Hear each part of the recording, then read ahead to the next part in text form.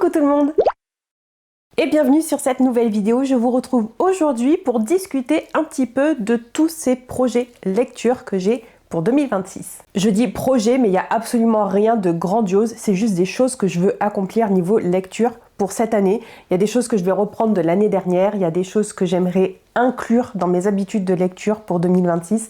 On va voir un petit peu tout ça ensemble. Et en premier lieu, j'aimerais inclure quelque chose qui n'est pas en rapport avec la lecture, mais c'est une habitude que j'aimerais vraiment prendre à partir de maintenant. J'ai déjà essayé de l'inclure à plusieurs reprises avec plus ou moins de succès, mais j'aimerais vraiment prendre l'habitude tous les matins au réveil, une fois que je me suis vraiment réveillée, que j'ai fait mon petit passage aux toilettes qui est absolument urgent, j'aimerais inclure tous les matins mes 5 minutes de yoga pour réveiller mon corps. Jusqu'à présent, je l'ai fait tous les jours depuis toute fin décembre et début janvier et je sens vraiment une différence, surtout parce que comme c'est le matin tôt que je suis à peine réveillée, je sens que mon corps se réveille vraiment, ça me fait du bien à la tête mais surtout dans mon corps. C'est une toute petite habitude qui prend vraiment 5 minutes parce que je suis une vidéo sur YouTube, je me la lance tous les matins et elle dure littéralement 5 minutes et 30 secondes, quelque chose comme ça. Il n'y a rien de compliqué, c'est juste des mouvements super simples, hyper basiques, mais ça me fait du bien. Je sens que voilà, mon corps est réveillé et à partir de ce moment-là, comme je suis mieux réveillée,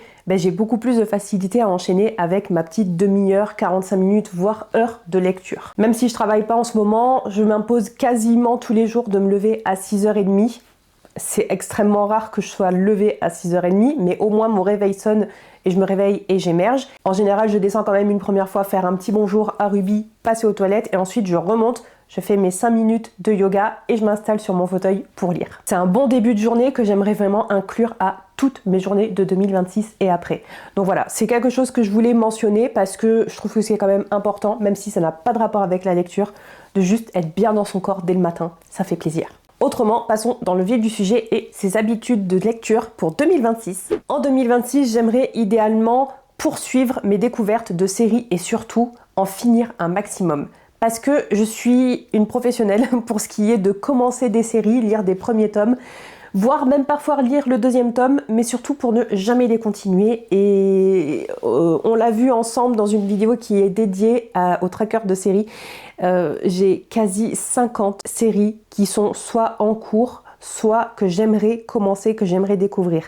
Ça fait beaucoup, d'autant plus qu'il y en a quand même pas mal que je pourrais terminer, parce qu'il me reste littéralement un seul roman à lire avant de clôturer la série.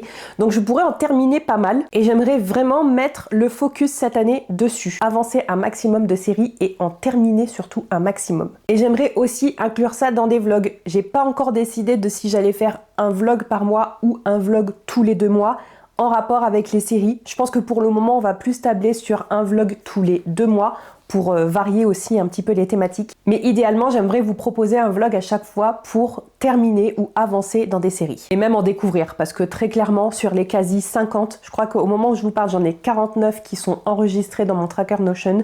Sur les 49, il y en a 24, si ma mémoire est bonne, que j'ai envie de découvrir. Donc là, j'ai même pas lu le premier tome. Et évidemment, au plus on avance dans le temps, au plus je vais en rajouter. Donc ce serait bien si en 2026 j'arrive à équilibrer les choses et que oui, d'accord, je rajoute des séries dans tout ce que j'ai envie de découvrir, mais je rajoute aussi des séries dans tout ce que j'ai terminé. Et évidemment, dans toutes ces séries où j'ai la possibilité de m'avancer, voire de les terminer, il y a ce projet que j'avais démarré l'année dernière et qui est pas avancé comme prévu. Ce projet de relire certaines séries que j'ai commencé il y a des années et que j'ai laissé en suspens. Donc je vous le dis là officiellement, 2026, je m'y mets à fond. Je m'y mets à fond à tel point que je vais vous dire ce que j'ai prévu de faire. Comme ça, vous êtes au courant aussi et vous pouvez me motiver au fil de l'année pour pouvoir continuer ce projet-là. L'année dernière, j'avais dit que je voulais faire une relecture par saison et je pense que je vais garder ça parce que ça reste un rythme qui est pas hyper soutenu non plus. C'est pas une série par mois.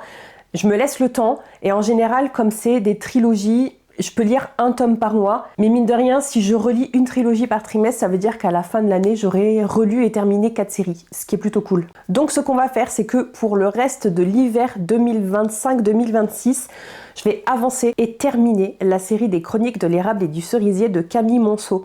J'avais relu le tome 1 et le tome 2 en 2025. Et là, je peux enfin passer à la partie de la série que je n'ai jamais découvert. Il faut donc que je découvre le tome 3 qui est L'ombre du Shogun et qui est prévu dans ma pile à lire mensuelle pour le mois de janvier. Donc c'est officiel, il faut vraiment que je le lise. Et après ça, je pourrais passer sur le 4e et dernier tome de cette série qui est La Nuit du Tengu. Donc si je lis bien comme prévu le tome 3 sur le mois de janvier, ça veut dire qu'il ne me restera que le tome 4 à lire soit sur février, soit sur le mois de mars pour terminer l'hiver avec une série. Sur les mois d'avril, mai et juin, j'aimerais faire le focus sur une série où j'ai lu le tome 1 il y a littéralement des années. Je pense que j'ai dû le lire en 2020 ou en 2021. Et quand j'ai voulu poursuivre la série, le tome 2 n'était pas encore paru. Entre-temps, le tome 2 et le tome 3 sont sortis il y a hyper longtemps du coup, puisqu'on est en 2026. C'est une série qui est sortie chez Deux Saxus et que même à l'époque, j'avais pas vu passer tant que ça. Mais j'avais bien aimé le tome 1, assez pour vouloir continuer justement.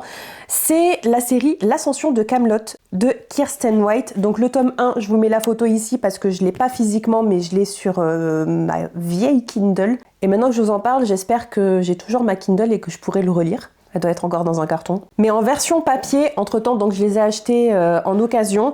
J'ai le tome 2 ici qui est La Trahison de Camelot et le tome 3 qui est La Malédiction d'Excalibur. C'est une série réécriture du mythe arthurien mais au travers des yeux de Guenièvre qui, si ma mémoire est bonne, n'est pas tout à fait Guenièvre non plus. Il y a un twist par rapport à ça mais si je vous en dis plus, c'est un spoiler. Donc pour ma relecture du printemps, eh ben, ce serait pas mal de se focaliser sur l'ascension de Camelot. Je garde vraiment un bon souvenir du tome 1 donc j'espère que ça aura pas trop mal vieilli et que ça m'intéressera toujours. Pour ma relecture de l'été, je m'attaque à une très grosse série où il y a 3 tomes, mais ce sont des gros pavés. Voilà. Mais j'avais déjà prévu de la relire à l'été 2025 et j'ai absolument pas eu le temps. J'aimerais qu'en 2026, ce soit vraiment le gros focus des relectures, puisque j'avais déjà lu le tome 1 et le tome 2 il y a plusieurs années là aussi. Et voilà, moi là je veux savoir la fin. Le tome 1 était vraiment bon, j'en garde un très bon souvenir, mais je garde encore plus de bons souvenirs du tome 2.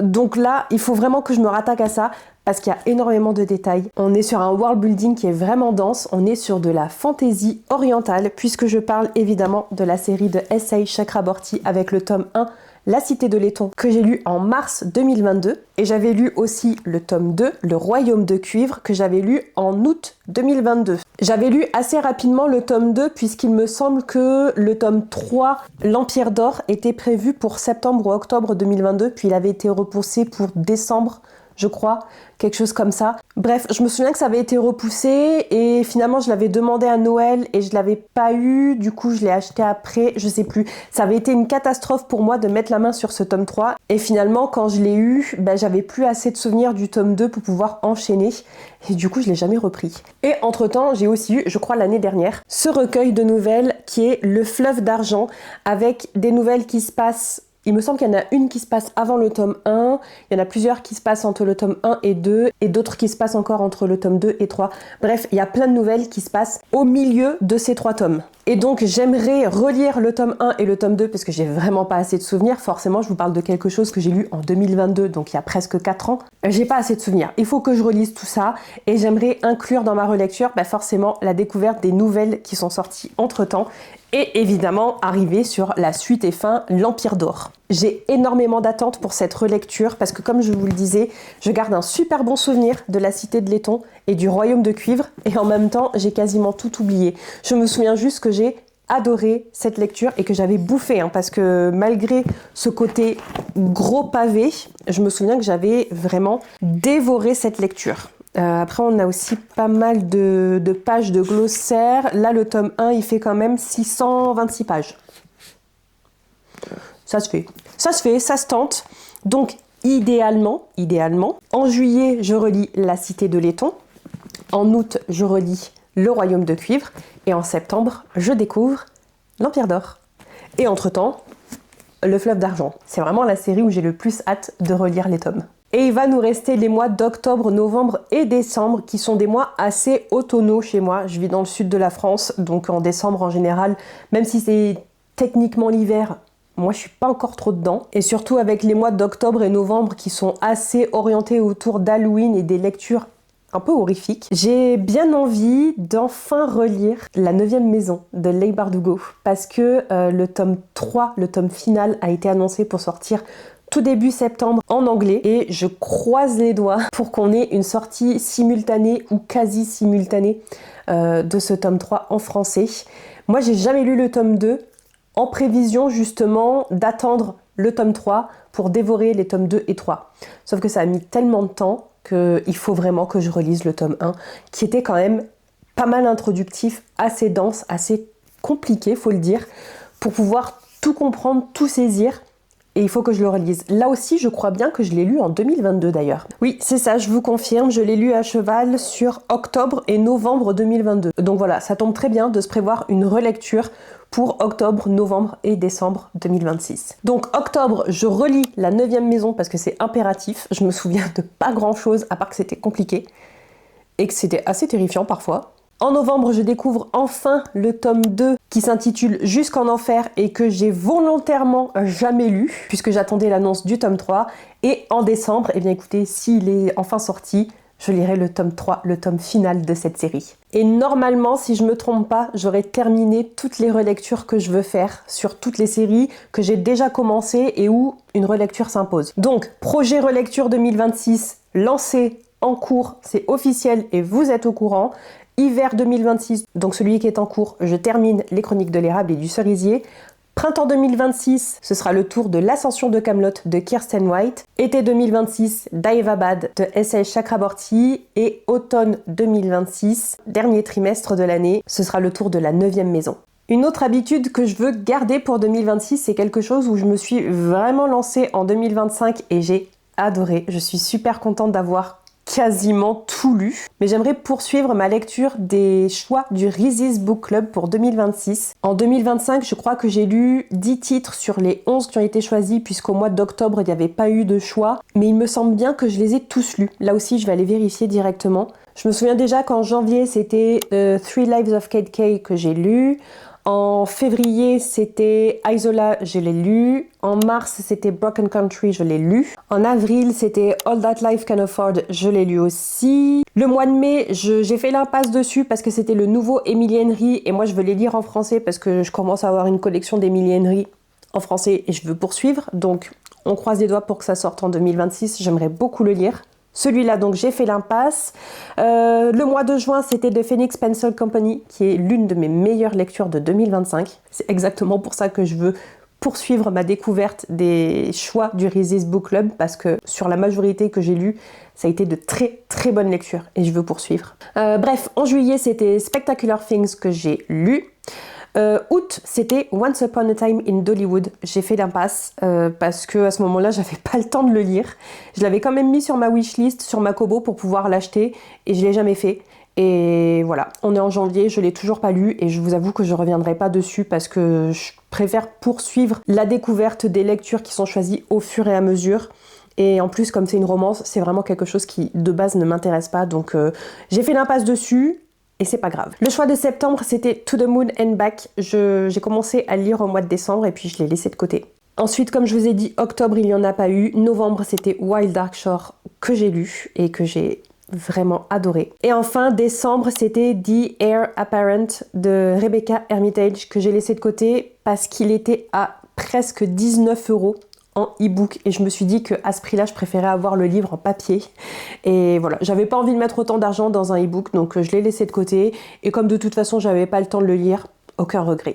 Même s'il a l'air intéressant, mais aucun regret. Donc pour 2026, j'aimerais continuer cette habitude de lire le choix mensuel du Reese's Book Club. À l'heure où je vous tourne cette vidéo, le choix du mois de janvier est toujours pas annoncé. Ça devrait être annoncé aujourd'hui, mais à l'heure où je vous tourne ça, c'est toujours pas affiché. Donc si jamais je sais, je vous mets la photo juste ici. Mais j'imagine qu'il n'existera pas encore en français. C'est extrêmement rare d'avoir le choix mensuel qui est déjà paru en français.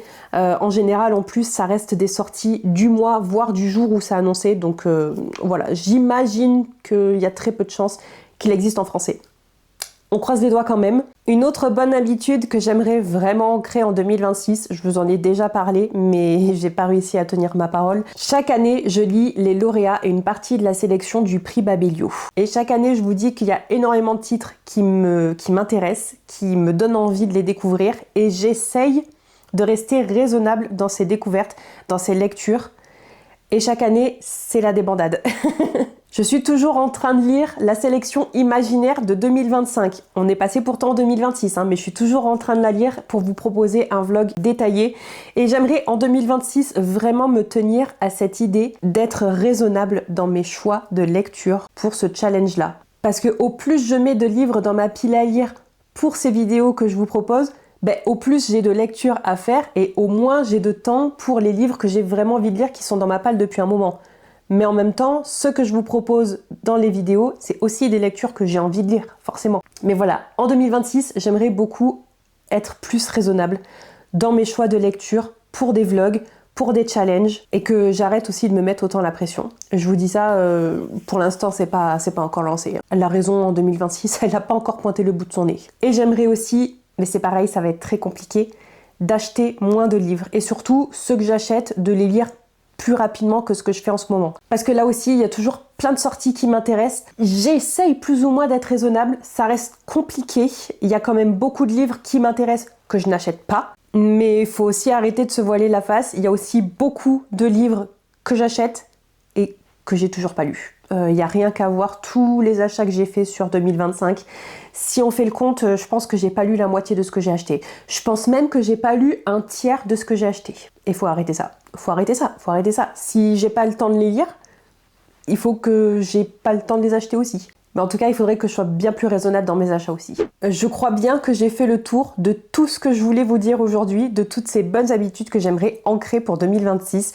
Comme je vous le disais, certaines sont des continuités d'habitudes si on veut, mais j'aimerais quand même poursuivre ça. Et avant de se quitter, j'aimerais que vous me disiez dans les commentaires quelle est la bonne habitude de lecture que vous souhaitez ancrer pour votre année 2026 et plus. Si c'est une habitude que vous avez déjà démarré avant et que vous souhaitez poursuivre, ou si c'est quelque chose que vous allez démarrer cette année, n'hésitez pas à le dire dans les commentaires. Et si vous êtes arrivé jusqu'à la fin de cette vidéo, aujourd'hui on va y aller avec un emoji flocon. N'oubliez pas de vous abonner à la chaîne si c'est pas déjà fait, et nous on se retrouve dans quelques jours dans une prochaine vidéo. Je vous dis bye bye!